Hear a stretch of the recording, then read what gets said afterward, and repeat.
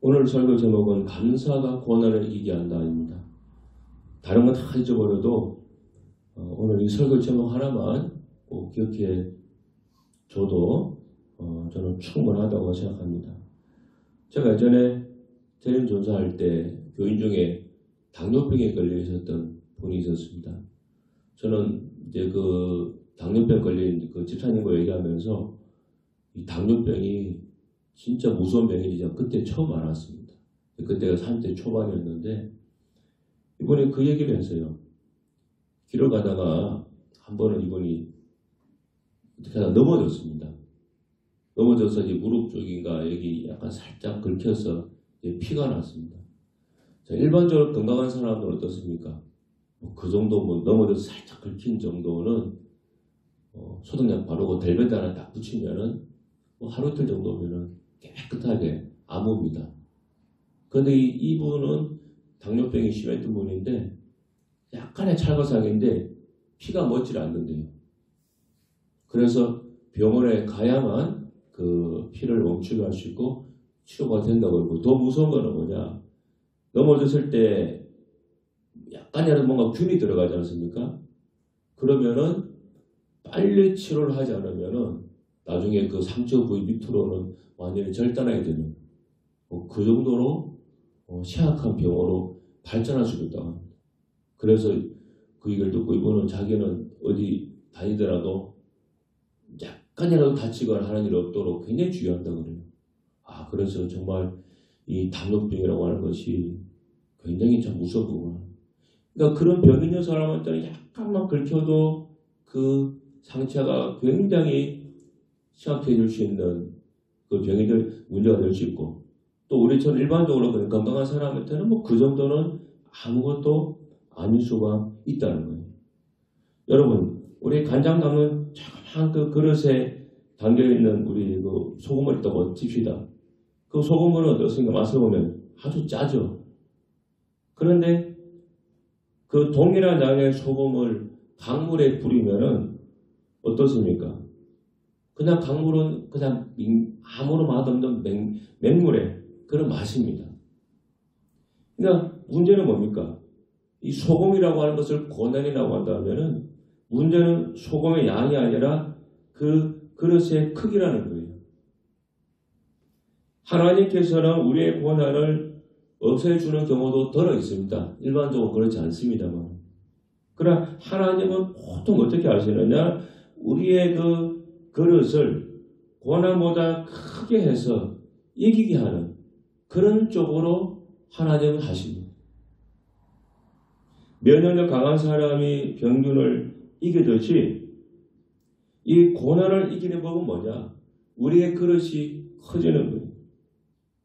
우리가 살면서 여러분 참 예기치 못한 일이 얼마나 많습니까? 참 좋은 일만 있고 기쁜 일만 있고, 그리고 기도하면 일이 막 착착착 돼가지고 누구 말처럼 만사형통되면은 정말 아마 세상 살맛 날 겁니다. 근데 저도 길지 않은 인생을 살았습니다만은 참 이 세상이 그렇게 만만하지가 않습니다. 좋은 일만 있는 것도 아니고 힘들고 어려운 일도 있고 예기치 못한 일도 불쑥불쑥 생깁니다.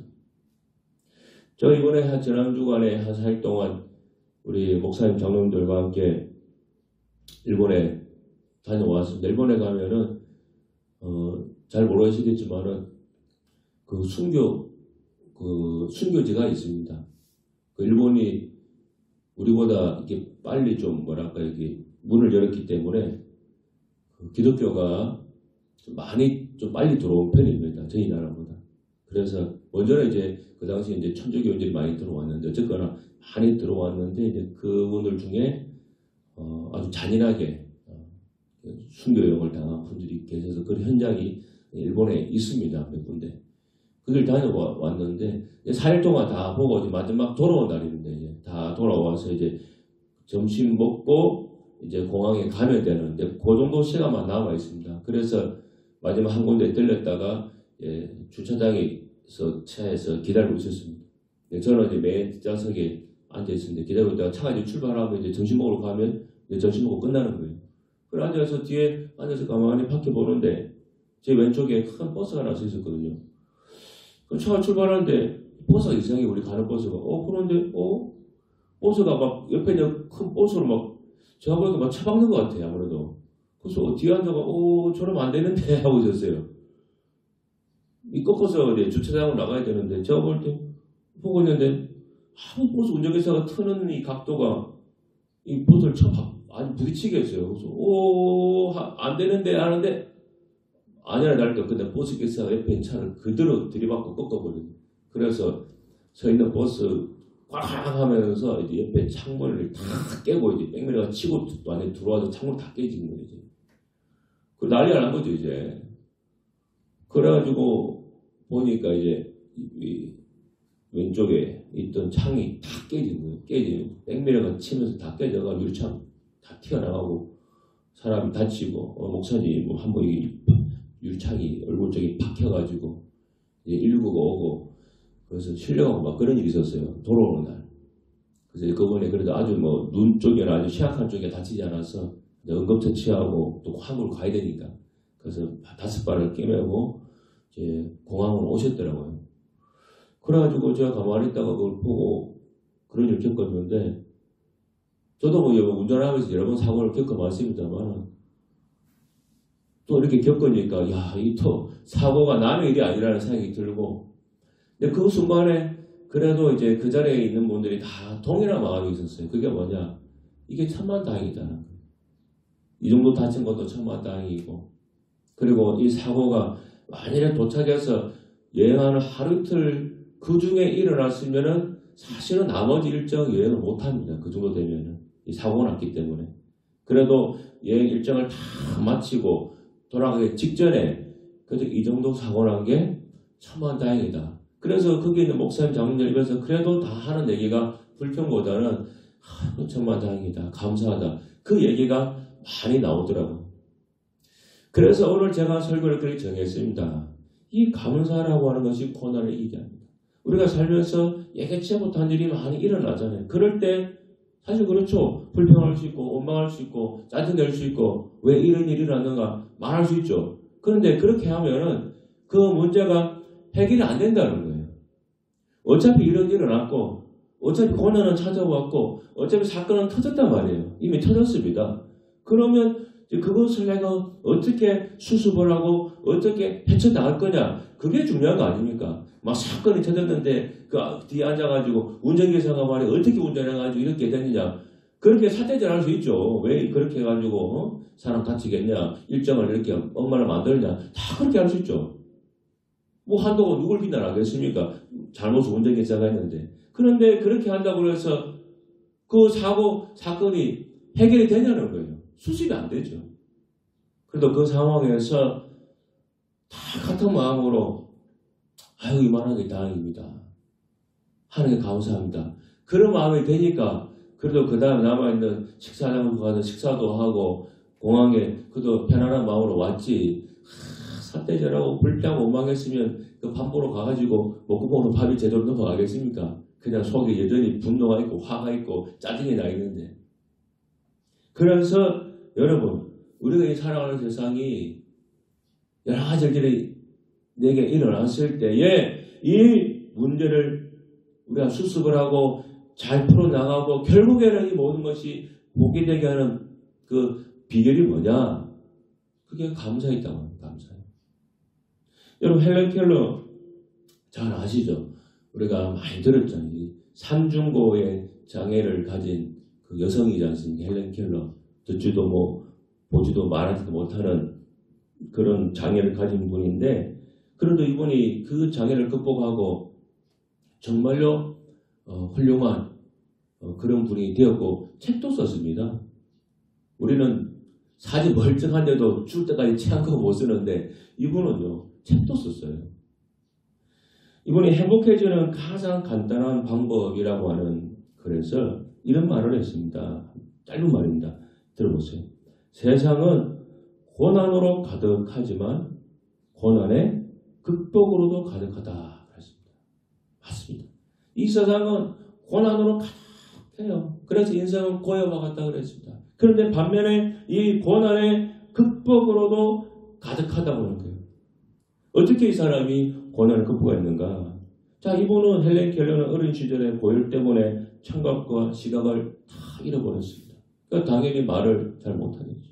그런데 이 장애를 극복하고 사회사학과가 되고 여성 인권 운동가가 되어서 어려운 사람도 도와주고, 사실은 자기가 도움받아야 될 사람인데 그 어려운 사람 도와주고 정말로 이웃을 섬기면서 그렇게 훌륭한 삶을 살았습니다.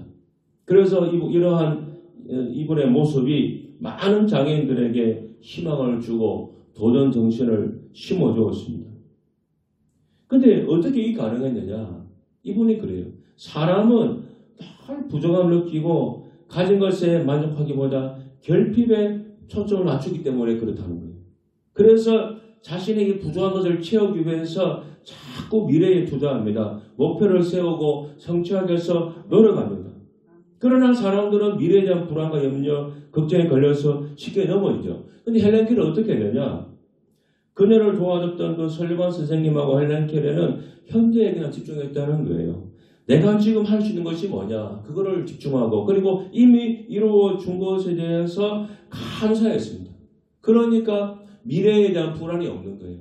내게 있는 이 일에만 집중하고, 그리고 이미 일어난 일에 감사하고 살아가니까 불안도 염려도 없고 현재 할 수 있는 것에 최선을 다했다는 거예요. 여러분, 사람마다 고난에 다 가득합니다. 그러나 고난의 극복도 가능해요. 미래의 불안과 염려를 선택하는 것이 아니라 오늘 내게 주신 그것에, 또 이루어지신 것에 내가 감사하면 됩니다. 헬렌 켈러처럼 오늘 주신 것들, 이미 이루어 주신 것들, 그래 감사하면서 살아가면은 우리 삶이 달라지고 어떤 고난이 있더라도 이게 극복이 다 된다는 거예요. 헬렌 켈러가 그 설리반 선생님이 그렇게 해서 그 장애를 다 이겨낸 거예요. 이분이 앉아가지고 자기 듣지도 보지도 말하지 못하는 장애 때문에 신세달량하고 앞으로 내 미래는 어떻게 될 것인가, 나는 뭐 먹고 살지, 나는 뭐 하면 되지, 이렇게 있었으면은 아무것도 이루지 못합니다. 이미 내게 있는 장애, 이미 내게 있는 거잖아요. 듣지도 보지도 못하는 거, 이거 어떻게 합니까? 이거 이미 내게 다 있는 건데, 이거는 놔두고 내가 할 수 있는 걸 찾아서 그걸 작은거라도 하는 거예요. 그리고 하나님께 감사하고 이렇게 해 나가다 보니까 한 걸음씩 한 걸음씩 앞으로 나갈 수가 있더라는 것입니다. 서양 속담에 행복은 언제나 감사의 문으로 들어와서 불평의 문으로 나간다, 그런 말이 있습니다. 감사할 때 행복이 오고 불평하면은 있던 행복도 다 빠져나갑니다. 잘 되는 것도 안 되는 거예요. 오래된 책입니다. 찬송생활의 본능, 또 감옥생활에서 찬송생활로 라고 하는 책이 있습니다. 멀린 캐러도스라고 하는 그 미국의 목사님이 지은 책인데, 이게 올해 70년대 우리 부흥 강사님들이 이분의 그 예화를 많이 인용하고 그때 굉장히 유명했던 그런 책입니다. 그래서 저도 이분의 책을 몇 권 되진 않아요. 번역된 게. 그 사설도 보는데 뭐 다 이분의 뭐 체험적인 얘기라 읽기도 쉽고 재밌습니다. 그래서 읽고 저도 그때 굉장히 은혜를 많이 받았는데, 이 멀리 캐러도스 목사님은 원래 이분이 어떤 사람이었는가 하면은 그 해외 파병을 기다리는 중에 이제 이분이 그 젊을 때 혈기가 있고 막 쾌락을 즐기고 싶으니까 탈영을 했어요. 탈영을 한 것도 모자라서 또 강도질까지 했습니다. 그래서 이제 감옥에 갔죠. 근데 천신만고 끝에 그래도 징역을 살지 않고 집행유예 선고를 받고 대신에 해외 파병을 나가게 됐습니다. 이제 감옥 가는 대신에 이제 외국 나가서 이제 군인 생활을 하라는 거예요. 그래서 이분이 한국에도 오고 베트남도 가고 또 월남전도 가고 곳곳에 돌아다니면서 이분이 이제 그 군인 일을 했습니다. 그런데도 이분이 그렇게 뭐 개벌은 안 못 준다고 군생활을 하는 중에도 늘 그냥 젊은 혈기와 쾌락을 쫓는 마음에 들어서 허랑망탕하게 막 그렇게 쾌락을 쫓는 삶을 살던 중에 이분의 그 어머니하고 할머니가 다 믿는 기독교인이거든요. 근데 뭐 그분의 기도 덕분이었겠죠. 이번에 어느 날 하나님의 어떤 특별한 은혜로 이분 삶이 완전히 바뀐 거예요. 뭐 그 얘기 중간 생략하고. 그래서 쉽게 말하면 예수님을 체험하고 새 사람이 된 겁니다. 이제 은혜 받은 거예요. 그래서 완전히 바뀐 다음에 이분이 군종 장교가 돼서 중령인가 대령인가 그걸 하고 이제 전역하셨는데 많은 이제 군인들을 예수님께 인도하는 그런 사람이 되었어요. 그래서 이제 그 이후에 변화된 이후에 이분의 경험을 책에다가 적었는데 이분이 그 은혜 받고 나서 달라진 게 뭐냐면은 이분이 항상 하는 얘기입니다. 있는 그대로 감사하며 삶을 살라는 거예요. 이해가 되지 않아도 하나님 뜻으로 받아들이고 감사하며 찬송하라 그렇게 말해요. 그래서 오늘 우리 읽은 설교 본문 있죠. 항상 기뻐라, 쉬임을 기도하라, 범사에 감사하라. 이 말씀을 자기 삶에 그대로 적용하면서 살았습니다. 그렇게 살고 그렇게 군인들한테 전도도 하고 사람들한테 가르쳐서 이번에 그걸 체험하고 책을 썼는데 그 몇십 년 전인데 그때 무려 팔린 책이 1900만 권이나 팔렸다고 그래요. 거의 2000만 권이 팔렸습니다. 전 세계 오늘은 번역이 됐습니다. 여러분 100만 권만 팔려도요 초대형 베스트셀러입니다. 이분은 그 책 한 권으로 평생 먹고 놀아야 될 정도예요. 그런데 몇십 년 전에 이분 책이 2천만 권이 가까이 팔렸습니다. 그 요즘도 이분 책 있나 제가 한번 그 기독교 서점을 뒤져보니까 옛날에 썼던 책은 다 절판이 되고 규장 출판사에서 2024년도 올해죠. 올해 이분의 책을 새롭게 번역해가지고 하나 냈더라고요. 그래서 이분이 이제 그런 삶을 살고 다 적용하는 삶을 살았습니다. 그래서 이분은 그래요. 사고가 생겨도 기뻐하고 병이 들어도 감사하고 낭패를 겪어도 그냥 하나님께 찬송하고 그렇게 나갔다 그래요. 하나님 말씀 범사에 감사라고 했으니까. 그러니까 그렇게 살 때 마귀가 끊임없이 자기에게 그렇게 속삭이질 합니다. 내가 이래도 기뻐하겠느냐, 이래도 이거 감사하겠느냐, 이렇게 고난이 오고 이렇게 병이 오고 이렇게 문제가 생기는데 너 이래도 감사할 수 있냐, 마치 욥처럼 그런 어떤 마귀의 속삭임이 있더랍니다. 그래도 멀리켜라도 목사는 어떻게 했느냐, 끝까지 하나님 주신 말씀 그걸 붙잡고 감사하면서 찬송하면서 살아갔더니 하나님께서 놀라운 기적 같은 체험을 주셨더라. 바로 그 얘기를 그 책에서 간증처럼 아주 많은 예를 들어서 설명해 놓았습니다. 이번 책에 여러 가지 얘기가 있습니다. 이분이 월남전에서 군목으로 있을 때 어떤 하사가 마약에 찌들어 있었습니다. 어느 날 이 하사가 아주 신통한 심정으로 이 목사님을 찾아와서 하나님이 나 같은 사람도 고쳐주십니까? 그렇게 묻더래요. 그러자 캐러도스 목사님이 말하기를 하나님은 사랑하시고 낫게 할 수 있습니다. 그렇게 말해주었습니다. 그래서 지푸라기라도 잡는 심정으로 정말로 내가 이 지옥 같은 상황에서 빠져나오고 싶습니다. 그렇게 말하니까 캐러도스 목사님이 이렇게 얘기했습니다.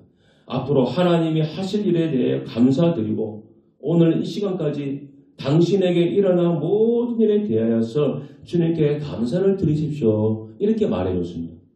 그러니까 이 마약에 찌든 하사가 당황해서 이렇게 말했습니다. 아니요 목사님, 지금 제게 지금까지 일어난 모든 일에 대해서 주님께 감사하라는 말씀입니까?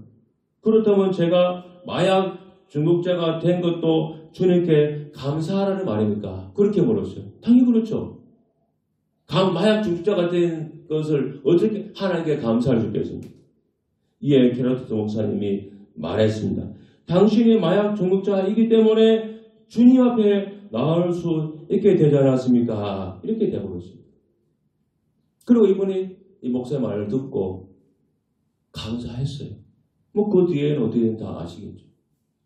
이분이 이런 식으로 삶을 살고 다른 사람들한테 그렇게 살라고 그렇게 지도를 해 주었습니다. 여러분, 범사에 감사하라. 모든 일에 감사하라. 물론 쉬운 일은 아닙니다. 그렇지만 우리에게 일어난 여러 가지 크고 작은 문제들 이것을 이기게 하는 길은 뭐냐? 바로 감사에 있다고 하는 것입니다.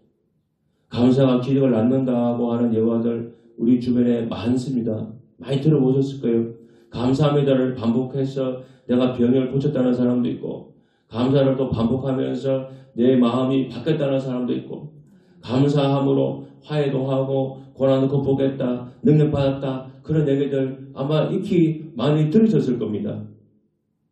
그래서 우리도 감사하는 그런 삶을 살아보자, 그렇게 결심을 하고 시도를 해보지만은 실제로 어떻습니까? 몇 번 감사하다가 다 중단해요. 오늘도 제가 이제 감사합시다 말을 하지만은 한 며칠을 할지 모르지만 또 며칠 지나면 다 잊어버려가지고 옛날로 돌아갈 가능성이 많습니다. 그래서 대부분 사람들이 실제 생활에서 감사의 기적을 체험하지 못하는 겁니다. 여러분, 오래전에요, 팝송으로 영어를 잘할 수 있다고 하는 그런 방법이 유행한 적이 있었습니다. 오성식의 팝송 영어가가 있었어요. 그래서 영어 팝송 따라서 외우고 부르고 저도 그랬던 적이 있었습니다. 테이프도 사서 한번 들어보고.